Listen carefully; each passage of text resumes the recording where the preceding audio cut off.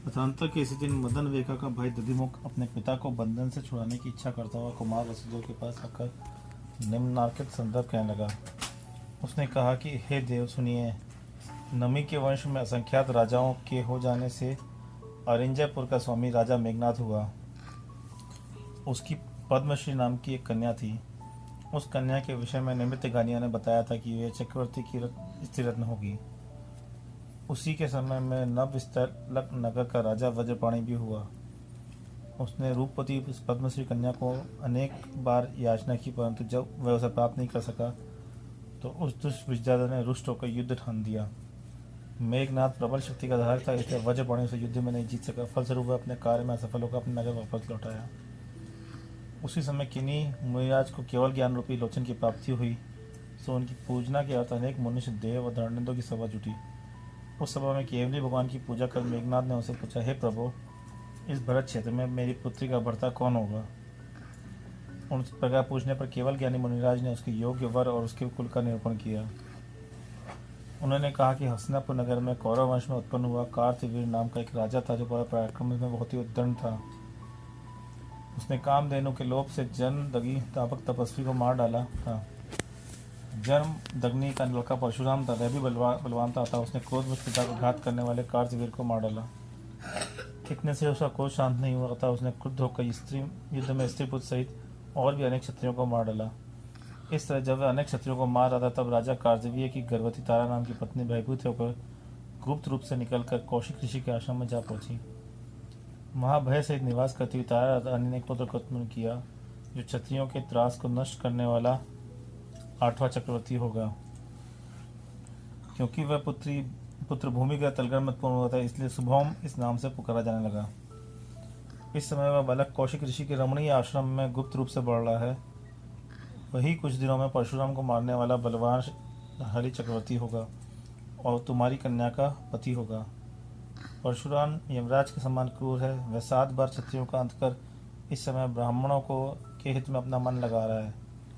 इस तरह जिसने प्रताप रूपी अग्नि से समस्त दिशाओं को व्याप्त कर दिया है तथा मनोवांछित दान देकर जिसने याचकों की आशाएं पूर्ण कर दी है, ऐसा परशुराम इस समय एक छत्र पृथ्वी पर निरंतर वृद्धि को प्राप्त हो रहा है। इधर तपस्वी के आश्रम में निवास करने वाला शुभम जैसे जैसे बढ़ने लगा, उधर परशुराम के घर वैसे वैसे ही सैकड़ों उत्पात होने लगे। उत्पातों से आशंकित एवं आश्चर्यचकित हो उसने निमित्त ज्ञानी से पूछा, ये उत्पात मेरे किस अनिष्ट को कह रहे हैं? निमित्त ज्ञानी ने कहा कि आपका शत्रु कहीं छिपकर वृद्धि को प्राप्त हो रहा है, वह कैसे जाना जा सकता है? इस प्रकार परशुराम के पूछने पर निमित्त ज्ञानी ने पुनः कहा, तुम्हारे द्वारा मारे हुए क्षत्रियों की दाढ़ें जिसकी भोजन के करते समय खीर के रूप में परिवर्तित हो जाए, वही तुम्हारा उद्दंड शत्रु है। यह सुनकर क्षत्रियों में शेष शत्रु को जानने की इच्छा करते हुए परशुराम ने शीघ्र ही एक विशाल दानशाला बनवाई। उन दानशाला के मध्य में दाढ़ों से भरा बर्तन रखा। उसके अध्यक्ष को सब वृत्तांत समझा दिया, जिससे वह यत्नपूर्वक वहाँ सदा अवस्थित रहता है।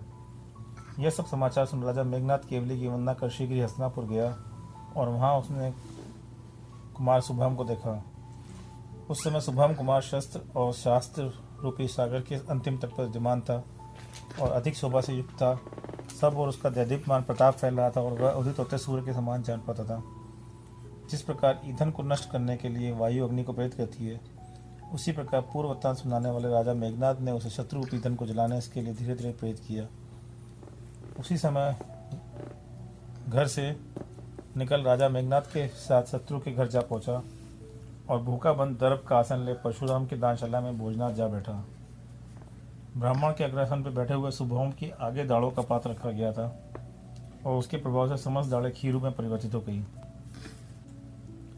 तदंतर अध्यक्ष के आदमियों ने शीघ्र ही जाकर परशुराम के लिए इसकी सूचना दी। परशुराम उसे मारने की इच्छा से फरसाले हाथ में शीघ्र ही वहाँ पहुँचे। जिस समय शुभम थाली में आनंद से खीर का भोजन कर रहा था, उसी समय परशुराम उसे मारना चाहते थे, परंतु शुभम के पुण्य के प्रभाव से वह थाली चक्रव्यूह में परिवर्तित हो गई और उसी से शीघ्र ही परशुराम को मार डाला। शुभम अष्टम चक्रवर्ती के रूप में प्रकट हुए।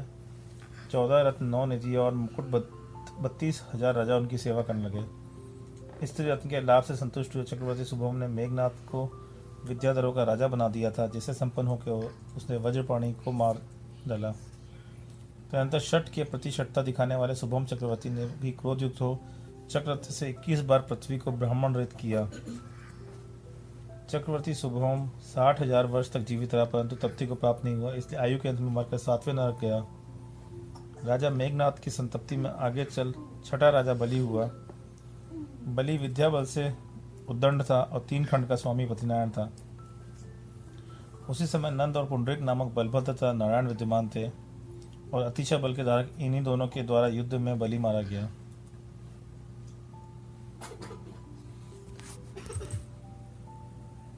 शतग्रीव और द्विशतग्रीव को आदि को लेकर जब बहुत से विद्याधर राजा हो चुके थे, तब ही यादव विद्युत नाम का राजा उत्पन्न हुआ। वह विद्युत हमारा पिता है तथा आपका ससुर है।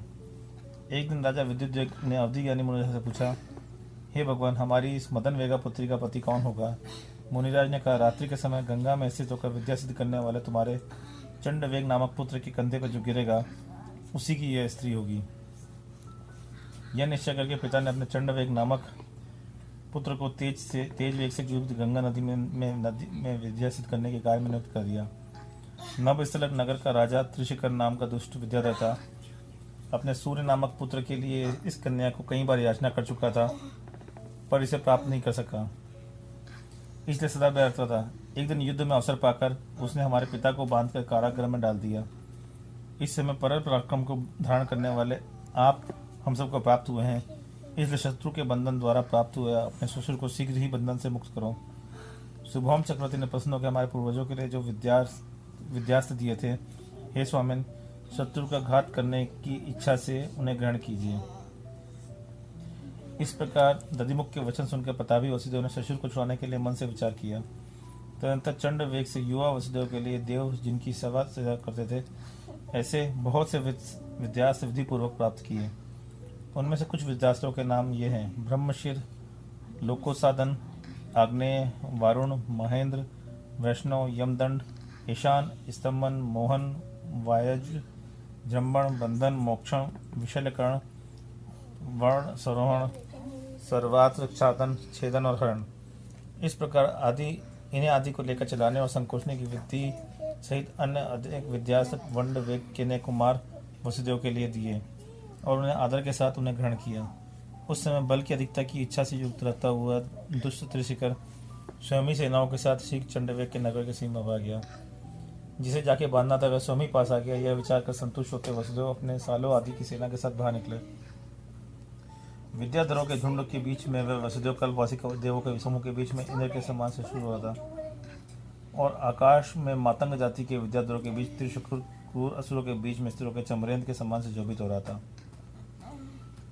दोनों ही सेनाओं के बड़े बड़े विमानों, मनोदमन हाथियों और वायु के समान वेगशाली घोड़ों से आकाश आच्छादित हो गया।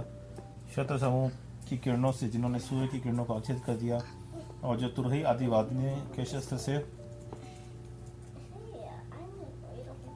अपना संतोष प्रकट कर रही थी, ऐसी दोनों सेनाओं की आकाश में मुठभेड़ हुई। कानों तक खींचे हुए धनुष मंडलों से छूटे बाणों से मनुष्यों के बाह्य हृदय तो खंडित हुए ही थे, परंतु अंतर में हृदय नहीं। युद्ध में चक्री की तीक्ष्ण धाराओं से तेजस्वी मनुष्यों के शिख तो कट रहे थे, परंतु चंद्रमा और शंख के समान उज्जवल यश नहीं। युद्ध में तलवार की धार पड़ने से मूर्छित हुआ योद्धा तो गिरा था, परंतु अनेक युद्धों में वृद्धि को प्राप्त नहीं। मगध की भयंकर चोट से अभिमानी का नेत्र तो घूमने लगा था, परंतु शत्रु की विजय रूपी उत्कन ग्रास को खाने वाला मन नहीं। युद्ध स्थल में धीरता और शूरता से विशेषता को प्राप्त हुई। हाथी, घोड़ा, रथ और प्यादों की चतुरंगिणी सेना अपनी अपनी इच्छा अनुसार यथा योग्य रीति से युद्ध कर रही थी। जो योद्धा पहले साधारण शास्त्रों के युद्ध का महत्व मनाया करते थे, वे उस समय युद्ध जन्य परिश्रम से रहित हो चिरकाल तक अधिक युद्ध करते हैं। सौपर, अंगार, वैराग तथा नीलकंठ आदि शत्रु पक्ष के जो प्रमुख शूरवीर थे, वेगशाली चंड वेग ने सामना कर उन सबको जीत लिया। तदनंतर जो वेगशाली घोड़ों पर के रथ आरूढ़ थे, नाना शस्त्र अस्त्रों से भयंकर थे तथा जिनके आगे रथ हाँकने के लिए दधिमुख विद्यमान था, ऐसे वसुदेव ने अपने सामने त्रिशक्र आया।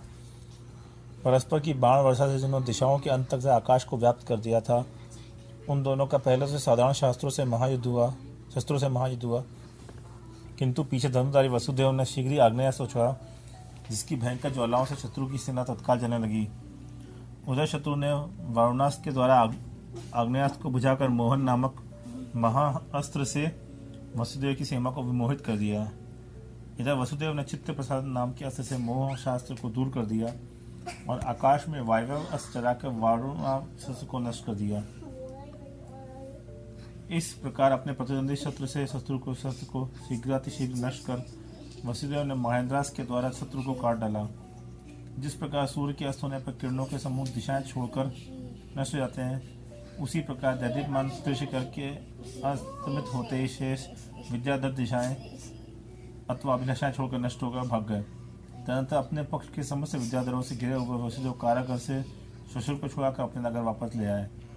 गौतम स्वामी कहते हैं कि जिन धर्म के प्रसाद से एक प्रतापी मनुष्य अनेक विद्याधरों के समूह से दुर्जय समस्त शत्रुओं को शीघ्र जीतकर बहुत से मनुष्यों की आश्रयता को प्राप्त हो जाता है, उसके द्वारा सेवनीय रहता है। अतः सदा जिन धर्म की उपासना करनी चाहिए। इस प्रकार अरिष्ट नेमि के पुराण से संग्रह से युक्त जिन सेनाचार्य रचित हरिवंश पुराण में मदन वेगा के लाभ और त्रिशंकर के वध का वर्णन करने वाला 25वां सर्ग समाप्त हुआ।